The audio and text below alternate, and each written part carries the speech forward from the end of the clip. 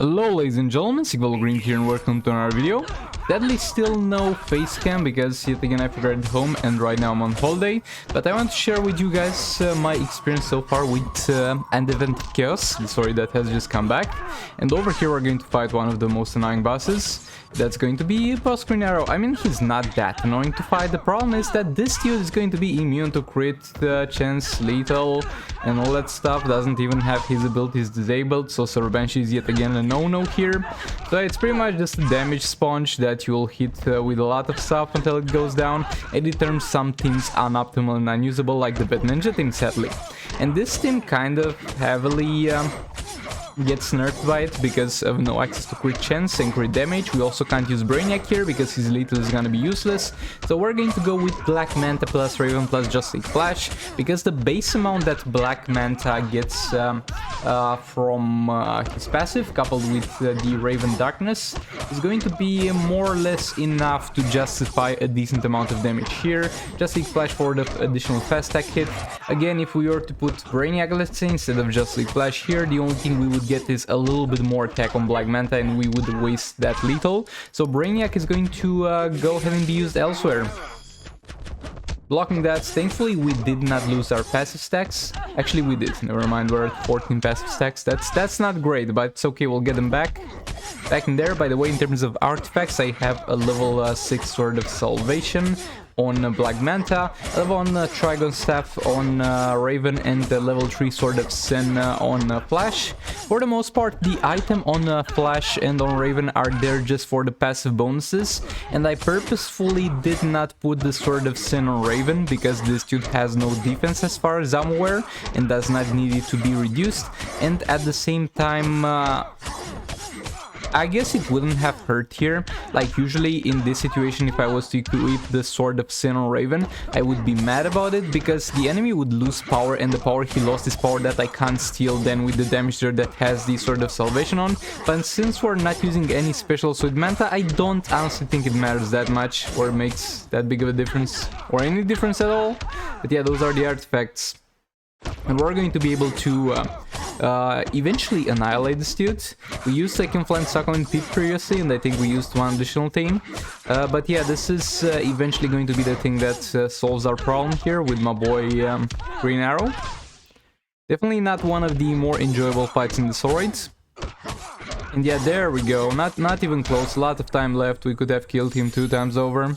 Could have even one shot him from full HP. Just trust me on that one. Those 10 seconds were more than enough. Or however was there left. Over here I'm trying Beta Club on King because yeah, it gets decent values if you have like a lot of passive attack from the other artifacts. So we'll have a level 6 Beta Club on King, we'll have a level 6 Sword of Salvation on Dr. Fate, and a level 3 Sword of Sin on Shazam, just for the passive stats as mentioned previously.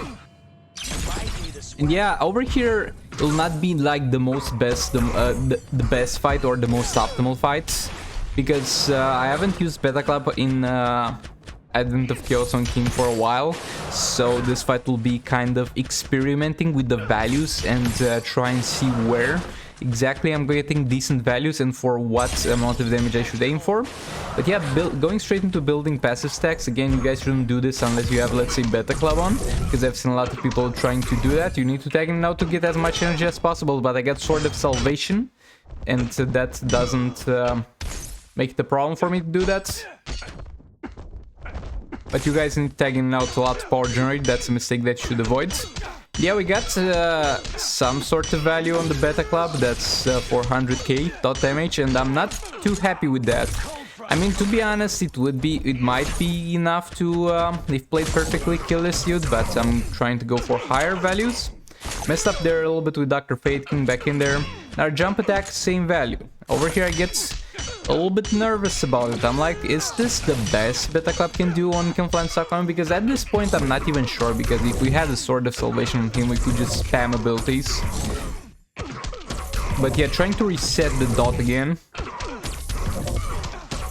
King in there, straight for special tree. And yeah, he blocked that too. It seems like we can't really chain a jump attack from the end of a combo, so we'll have to play differently, trying to reset the Beta Club again. Like, is this like the 4th time we're trying to do this, but yeah, last time it was my mistake, definitely. When the enemy leaves themselves open to jump attacks is actually when they're attacking you. Again, he blocked. My bad, lads. Let's try to not do this again. It's okay, we still got some time. He's getting close to dying too.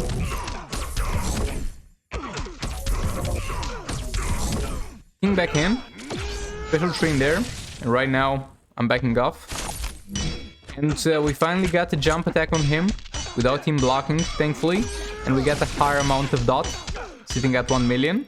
And I still think we could do maybe slightly more, but there's literally no time to reset in this fight, so I'm gonna be happy with the 1 mil value. And we're going to use that as a benchmark for future fights. Yeah, if it deals constantly around 1 million like it does here, then it's definitely worth using the Beta Club on King. There we go, ladies and gentlemen, we got ourselves Captain Cold killed. Now, moving into the flash fights, you'll miss the first 30 seconds because my dumbass forgot to start the recording, so I had to pause the fight and start it midway. We're going to have the Sword of Salvation on Heartbreak Harley Quinn at level 6. We're going to have a Sword of Sin on Arkham Knight Batman at level 3, and we're going to have the Trigon Staff on EPI, just for the passive stats. Also, the thing on Batman is just for the passive stats, because I don't think this dude has any armor, so us inflicting burning on him doesn't do much.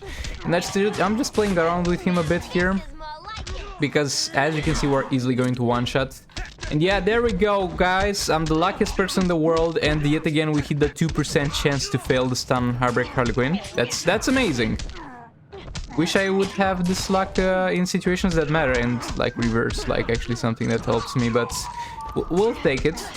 And yeah, the fact that I'm using the Sword of Salvation here is also a little bit of a flex. I messed up there. Again, not very comfortable with my setup here. I'm on holiday, so you'll see quite a few mess ups here and there.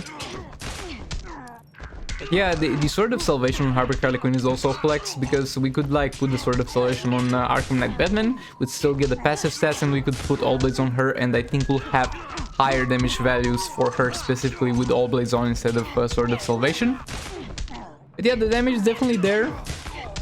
We're above, we're at points on swipes, or when he's very low on HP, we're dealing easily above like 5 mil or hit, or at the very least above 4 mil.